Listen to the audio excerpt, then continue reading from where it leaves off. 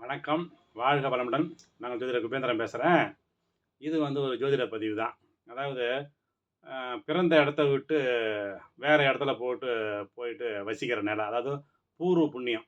பூர்வ புண்ணியம்னு சொல்லுவாங்க இல்லையா?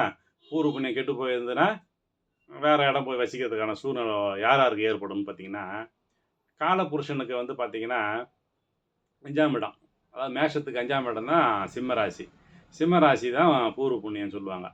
காலபுருஷனுக்கு. அந்த அந்த சிம்ம ராசியில பாவ கிரகங்களான செவ்வாய், சனி, ராகு, கேது, அப்புறம் தேய்பிறை சந்திரன், பாவருடைய சேர்ந்த புதன், இந்த மாதிரி கிரக அமைப்பில் இருந்துன்னு வச்சுக்கங்க, அவங்க அவங்க பிறந்த இடத்த விட்டு வேறு வெளியூரில் போயிட்டு வாழ வேண்டிய சூழ்நிலையை உருவாக்கி விட்டுடும். சரிங்களா?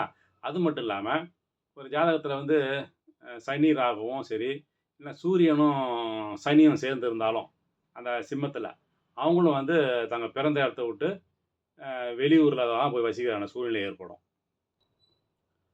அது மட்டும் இல்லாமல் ஒரு ஜாதகத்தில் 5ஆம் அதிபதியோட சனி சேர்ந்துருந்தாலும், 5ஆம் இடத்த சனி பார்த்தாலும், அதே மாதிரி 5ஆம் அதிபதி பார்த்திங்கன்னா 6, 8, 12 மறைஞ்சு இருந்தாலும் அவங்களும் பார்த்திங்கன்னா தங்களுடைய பிறந்த இடத்த விட்டு வெளியில் போயிட்டு வாழ வேண்டிய சூழ்நிலை உருவாகும். சில பேர் வாழ்வாங்க, ஆனால் போராட்டத்துக்கு இடையில தான் சில பேருக்கு வாழறதுக்கான சூழ்நிலை உருவாகும். சரிங்களா?